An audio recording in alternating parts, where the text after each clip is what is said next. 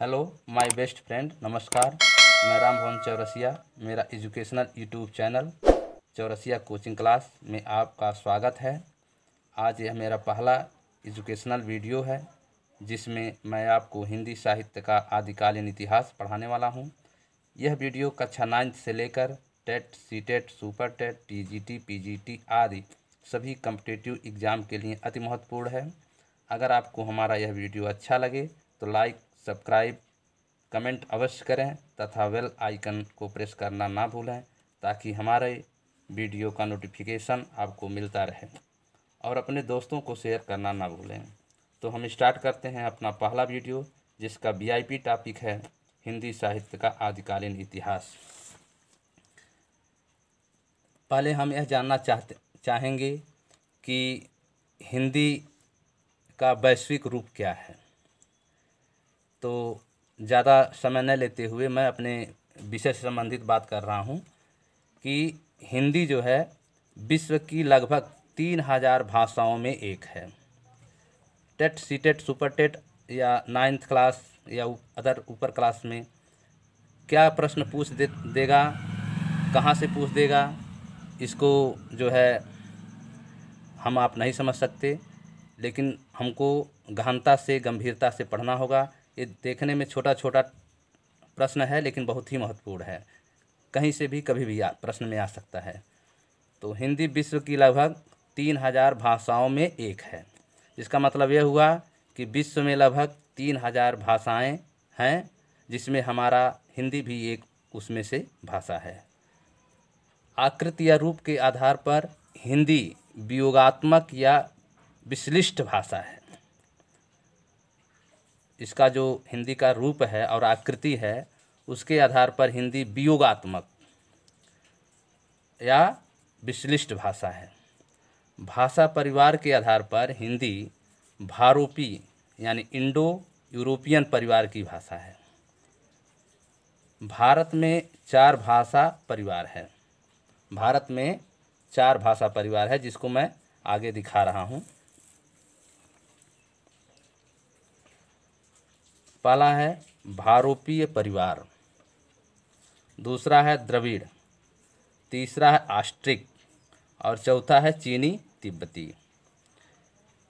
हम लोग अधिकतर लोग यही जानते हैं कि हिंदी जो है भारतीय भाषा है, लेकिन नहीं, यह भारोपीय परिवार की भाषा है। नोट देखिए,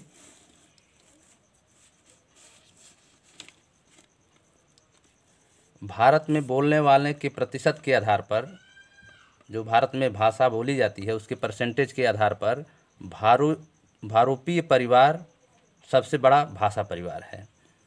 मतलब पूरे भारत में 4 प्रकार के भाषा परिवार हैं। पहला भारोपी परिवार, दूसरा द्रविड़, तीसरा आस्ट्रिक और चौथा तिब्बती।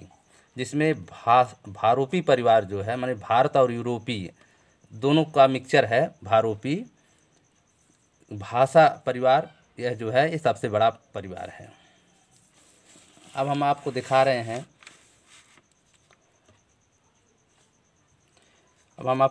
हैं, कि भाषा परिवार में भारत में कौन सी भाषा परिवार में कितना बोला जाता है, कितना परसेंटेज बोला जाता है। यहाँ देखिए, क्रम संख्या 1 भारोपी परिवार जो भारत में 73% बोला जाता है। दूसरा है द्रविड़ जो 25% बोला जाता है। तीसरा है आस्ट्रिक जो 1.3% बोला जाता है और चीनी तिब्बती 0.7% बोला जाता है। इस हिसाब से देखा जाए तो भारोपी परिवार का जो भाषा है वह भारत में सबसे अधिक बोला जाता है, जिसमें हिंदी मुख्य भाषा है। अब इसमें आप देखिए, भारोपी परिवार हिंदी जो है कैसे हिंदी की उत्पत्ति होती है, उसकी शाखा कैसे बढ़ती है। भारोपी परिवार मतलब भारत व यूरोप के भारतीय ईरानी शाखा के भारतीय आर्य उपशाखा की एक भाषा है। मतलब हिंदी भारोपी परिवार के भारतीय ईरानी शाखा के भारतीय आर्य उपशाखा की एक भाषा है।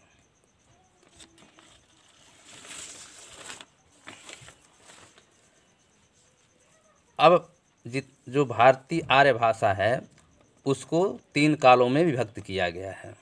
कितने कालों में? 3 कालों में विभक्त किया गया है। तो इसको आप यहाँ देख सकते हैं।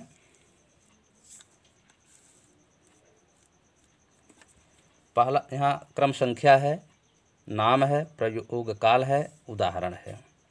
पहला है प्राचीन भारतीय आर्य भाषा, सबसे प्राचीन भारतीय आर्य भाषा। दूसरा है मध्यकालीन भारतीय आर्य भाषा और तीसरा है आधुनिक भारतीय आर्य भाषा।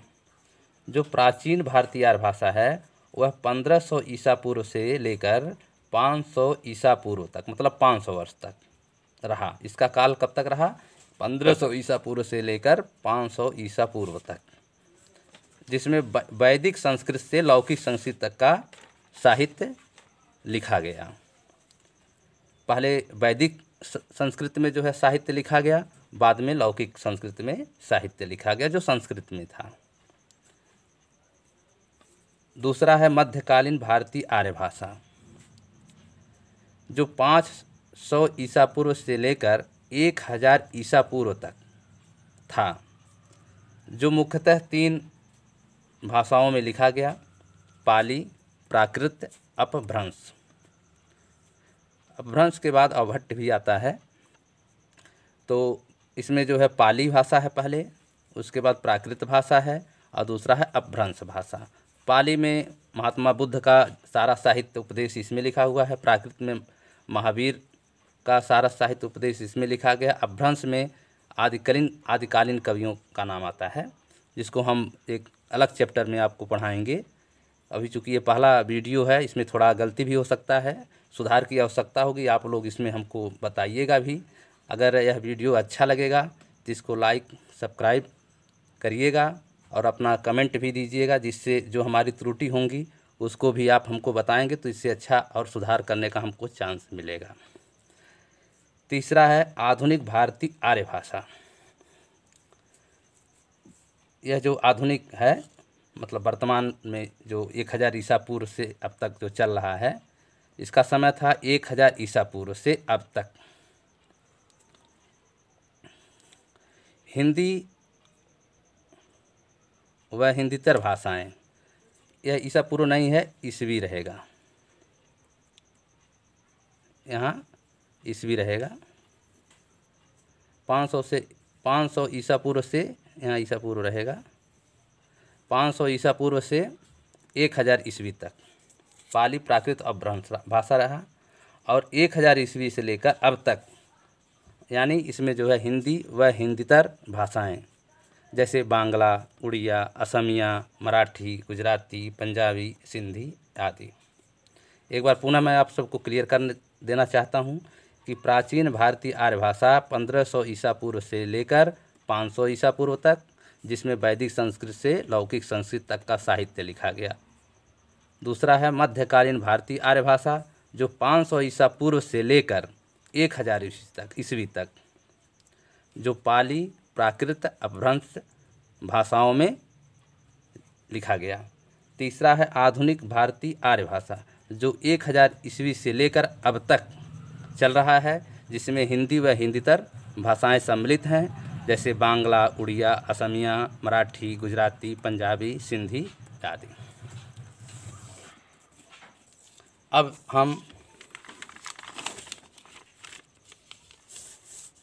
हम आपको एक एक जो 3 कालों में बांटा गया है भारतीय प्राचीन इतिहास को, उसको 3 खंडों में जो बांटा गया है, उसको एक एक खंड को हम एक काल को आपको विभक्त किया गया है, उसको बता रहे हैं।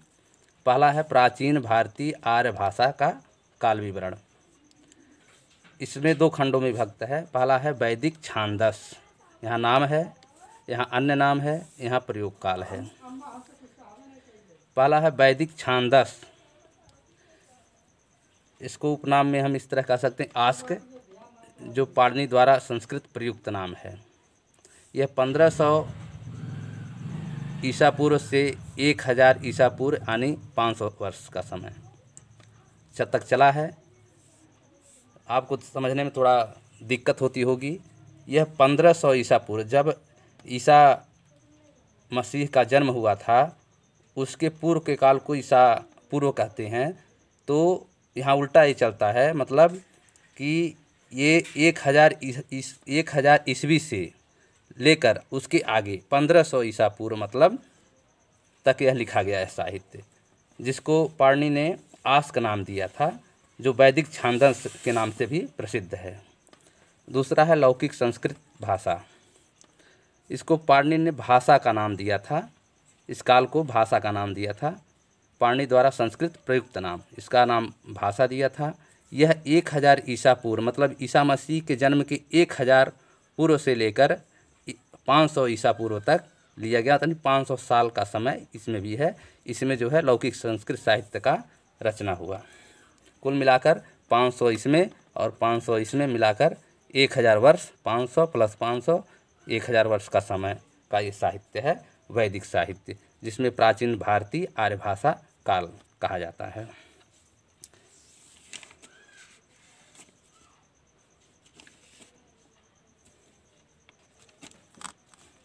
दूसरा है सेकंड मध्यकालीन भारतीय आर्य भाषा, जिसको मुख्य रूप से 3 खंडों में विभक्त किया गया है।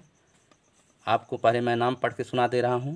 पहला है पाली, दूसरा है प्राकृत और तीसरा है अपभ्रंश।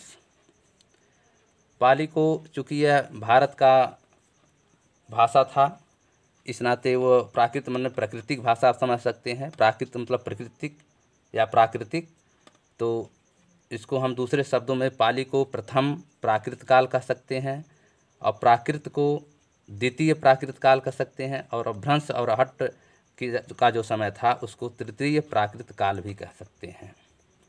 अब इसका समय है प्रयोग काल, जो पाली भाषा है वो 500 ईसा पूर्व मतलब ईस्वी से ईसा मसीह के जन्म के 500 पहले और ईसा मसीह के जन्म तक जो है इसका काल रहा है। इसमें साहित्य की रचना हुई है, जिसमें भारत का प्रथम देशीय भाषा। सबसे महत्वपूर्ण बात यह है कि जो पाली भाषा है वह भारत देश का प्रथम देशीय भाषा है, मतलब यह अपने देश का प्रथम भाषा है।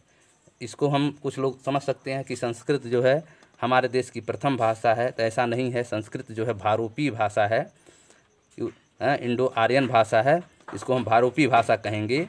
तो वह संस्कृत जो है भारोपीय भाषा हो गया। लेकिन अपने भारत का अगर कोई प्रश्न कर दे कि अपने भारत का प्रथम देशीय भाषा कौन है, तो उसको हम पाली कहेंगे, पाली। इसको एक तरह से और भी याद करने का तरीका है कि भगवान बुद्ध के सारे उपदेश पाली भाषा में ही संग्रहित हैं, ठीक है। तो जो ये पाली भाषा है ये प्रथम प्राकृत काल मतलब इसमें ही हमारे देश की ये प्रथम भाषा है, जो 500 ईसा पूर्व से लेकर 1 ईस्वी तक जो है 1 ईसा पूर्व तक लिखा गया साहित्य है, जिसमें भगवान बुद्ध के सारे उपदेश इसमें संग्रहित हैं, जो पाली भाषा में है। और सबसे महत्वपूर्ण प्रश्न यह है कि प्रश्न आ सकता है कि अपने देश का प्रथम देशी भाषा क्या है, तो आप निसंदेह पाली भाषा में इसका उत्तर दे सकते हैं। दूसरा है प्राकृत भाषा। यह द्वितीय प्राकृत काल हम कह सकते हैं। तो यह 1 ईसा पूर्व से मतलब ईसा मसीह के जन्म के समय से लेकर 500 ईस्वी तक। अब इधर हम आ गए, ईस्वी से हम इधर आ गए, तो हम कुछ अब सीधा चल रहे हैं। ये आरोही क्रम में उधर होता है, इधर ये अवरोही क्रम में होता है। तो 1 ईस्वी पूर्व से 500 ईस्वी तक, इसमें भगवान महावीर के सारे उपदेश प्राकृत भाषा में ही हैं। जो पाली भाषा है उसमें भगवान बुद्ध के सारे उपदेश हैं। आपसे प्रश्न पूछा जा सकता है कभी कि भगवान बुद्ध का सारे उपदेश किस भाषा में है, तो आप निसंदेह पाली भाषा में उत्तर दे सकते हैं। या पूछ दिया जाए पाली भाषा में कौन सा साहित्य उपलब्ध है, तो आप लिख सकते हैं भगवान बुद्ध के सारे उपदेश उसी में हैं। यह भारत का प्रथम देशी भाषा है। दूसरा, भगवान महावीर के सारे उपदेश किस भाषा में संग्रहित हैं, तो आप प्राकृत भाषा कह सकते हैं। या प्राकृत भाषा का कोई साहित्य बताइए, तो आप लिख सकते हैं कि भगवान महावीर के सारे उपदेश प्राकृत भाषा में ही हैं। मतलब प्रश्न जो है उल्टा पलटा घुमा फिरा करके भी पूछा जाता है। जब आपको यह जानकारी रहेगी तो आप किसी भी तरह से प्रश्न पूछेगा प्रश्नकर्ता, उसको आप जवाब दे सकते हैं। तीसरा है अपभ्रंश या अवहट्ट। यह तृतीय प्राकृत काल है। यह तृतीय जो है अपभ्रंश काल है, अवहट्ट, जिसका समय है 500 ईस्वी से 1000 ईस्वी तक। मतलब आज से 1000 समय पहले तक, 500 ईस्वी से 1000 ईस्वी तक। इसमें संक्रमण कालीन या संक्रांति कालीन भाषा का नाम दिया गया है। मतलब इसमें मिक्सचर हो रहा था। मतलब ये जो भारूपीय भाषा था और जो इंडिया का भाषा था, दोनों भाषा का इसमें मिक्सचर हो रहा था, संक्रमण हो रहा था, संक्रांति हो रहा था, मतलब सम्मिश्रण हो रहा था। इस नाते इस काल को संक्रमणकालीन या संक्रांति कालीन भाषा भी हम कहते हैं। इसी में एक विशेष चीज़ और है, अवहट्ट। जो अवहट्ट भाषा का समय है वह 900 ईस्वी से लेकर 1100 ईस्वी तक। आप यहाँ देख रहे हैं कि जो अपभ्रंश का काल है वो 500 से 1000 ईस्वी तक है। उसी तरह अवहट्ट का जो काल है 900 से 1100 ईस्वी तक है। तो इसमें एक ये भी चलता है। इसी में जिधर अपभ्रंश भाषा का मतलब काल चल रहा था 1000 वर्ष तक ईस्वी तक, उसी तरह अवहट्ट भी 900 से 1100 ईस्वी तक अवहट्ट भाषा का भी काल रहा है।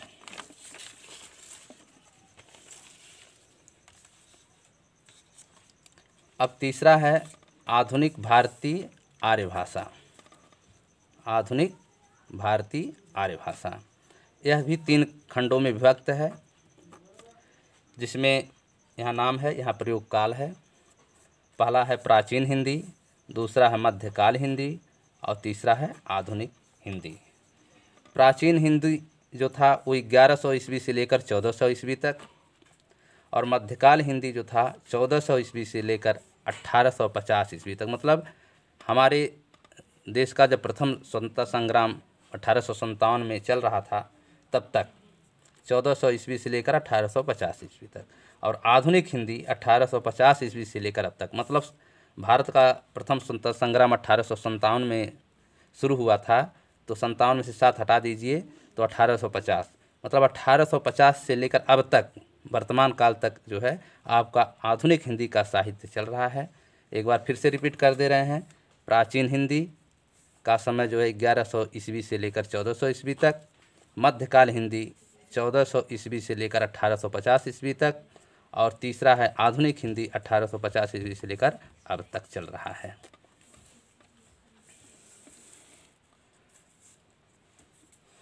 अब आपको मैं हिंदी का विकास क्रम संक्षेप में बताना चाहूँगा।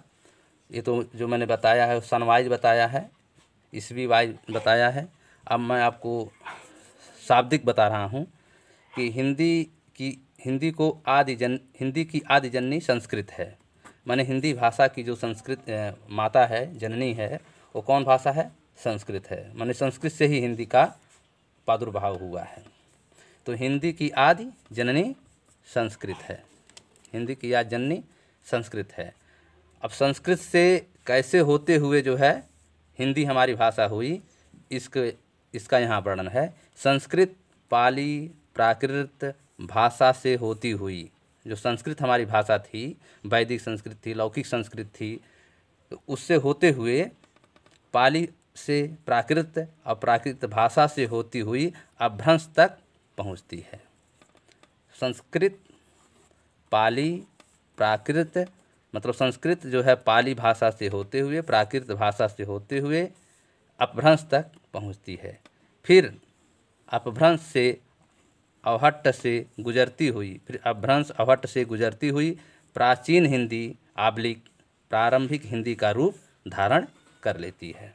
मतलब हमारी जो हिंदी है वो संस्कृत से शुरू होती है, फिर पाली में कुछ उसका रूप परिवर्तन होता है, फिर प्राकृत में उसका कुछ रूप परिवर्तन होता है, फिर अपभ्रंश में कुछ उसका रूप परिवर्तन होता है, फिर अवहट्ट में उसका कुछ रूप परिवर्तन होता है, फिर आकर के प्राचीन हिंदी मतलब 1100 ईस्वी में जाकर के हमारा प्राचीन हिंदी यानी प्रारंभिक हिंदी का रूप लेती है। मतलब 11वीं शताब्दी ईस्वी में जाकर के हमारा हिंदी का वह रूप धारण करती है, खड़ी बोली में। इसको मैंने यहाँ संक्षेप में लिख दिया, आप चाहें तो इसको शॉर्ट स्क्रीन भी ले सकते हैं। तो आप देख लें यहाँ पर कि जो है मतलब जितना भी मैंने आगे भी सनवाइज दिया है उसका शॉर्ट स्क्रीन आप ले सकते हैं वीडियो को फॉरवर्ड करके। हाँ, तो आप इसको अपने परीक्षा उपयोगिता को ध्यान में रखते हुए आप उसका जो है वीडियो को रोक करके आप जो है उसका शॉर्ट स्क्रीन ले सकते हैं समय याद करने के लिए। और फिर से अगर नहीं समझ में आता है तो दोबारा उस वीडियो को आप पढ़ सकते हैं।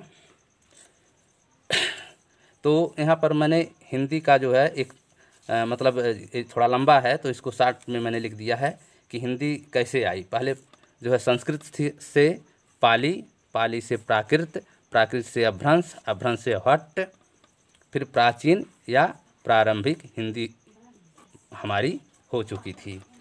अब इसका मैंने एक सूत्र बना दिया है, क्योंकि मैं जो है अधिकतर ट्रिक बनाकर ही बच्चों को याद कराता हूँ। और अभी तो मैं एक छोटा सा ट्रिक बना रहा हूँ, आगे मैं आप लोगों को बहुत ही अच्छा और ऐसा ऐसा ट्रिक बना कर दूँगा कि आप हंसेंगे भी और हंसते हंसते आप उसको याद भी करेंगे और उसको 6 महीने तक तो आप कतई नहीं भूलेंगे। मैं इतना वादा करता हूँ। क्योंकि यह पहला मेरा वीडियो है, इस नाते मैं छोटा एक बना रहा हूँ। जैसे आपका हिंदी का विकास क्रम आ जाए, हिंदी का विकास क्रम कैसे हुआ, मैंने जो आपको वीडियो आज पढ़ाया है बहुत ही महत्वपूर्ण वीडियो है। लेकिन इसको हम कैसे याद करेंगे कि कौन, कभी कभी जो हमें फंस जाते हैं कि पाली आई कि प्राकृत आई।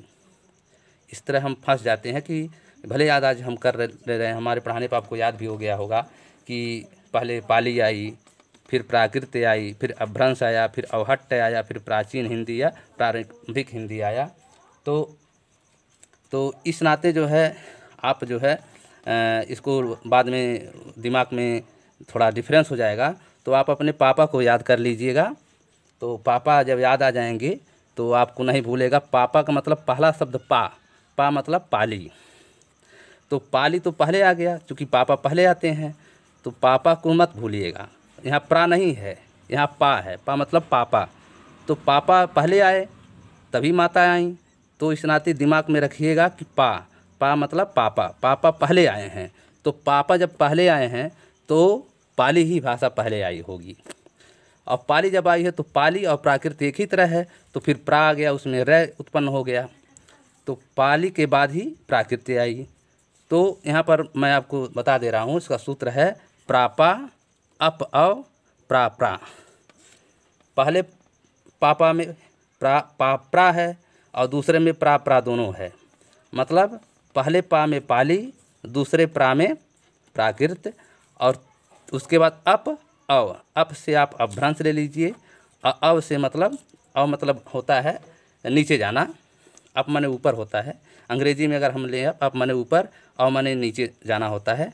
तो अप माने ऊपर है तो सबसे पहले अव में अप ही आएगा। तो अप जो है अपभ्रंश हो गया, और अब जो है उसके नीचे आता है तो अवहट्ट हो गया। फिर आपको प्रा दोनों कहना है, या तो आप प्राचीन हिंदी भी कह सकते हैं और प्रारंभिक हिंदी भी कह सकते हैं। दोनों एक ही चीज़ है, अलग अलग नहीं है। लेकिन मान लीजिए आपको समझना हो तो जो प्राचीन हिंदी है वही प्रारंभिक हिंदी भी है।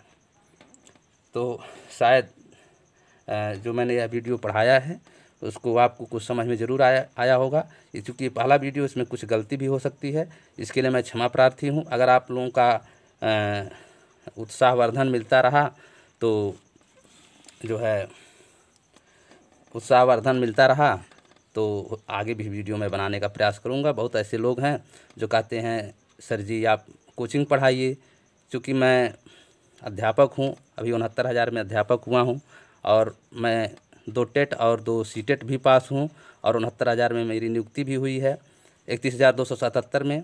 तो मैं ज़्यादा अपना बड़ाई नहीं करना चाहता। तो इस नाते आप सभी लोग हमसे कहते हैं कि मतलब बनाइए, तो हमारे पास समय नहीं है। मैं सोच रहा हूँ कि एक ऐसा ही वीडियो बनाते चले जाऊँ, और हमारे बच्चे जितने हैं वो थोड़ा पढ़ते भी जाएंगे, और आप सभी हमारे बच्चे हैं। तो सभी लोग आप इस पर ध्यान दीजिए और पढ़िए।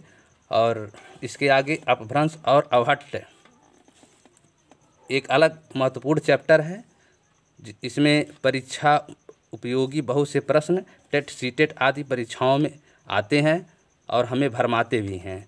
तो इस भ्रम को मैं ख़त्म करूंगा अगले वीडियो में। जिसमें हम आपको अपभ्रंश और अवहट्ट भाषा के रचनाकार और उनका रचना जो बहुत ही महत्वपूर्ण है, जैसे मधुबन का जो है वो है मंझन का है, मंझन है, और मधुबन है, मधुमालती है, ऐसे तमाम हैं जो बहुत ही जो है प्रश्न आता है, महत्वपूर्ण प्रश्न आता है जो लोग नहीं समझ पाते हैं। तो मैं उसका अगले वीडियो में बनूँगा। नमस्कार।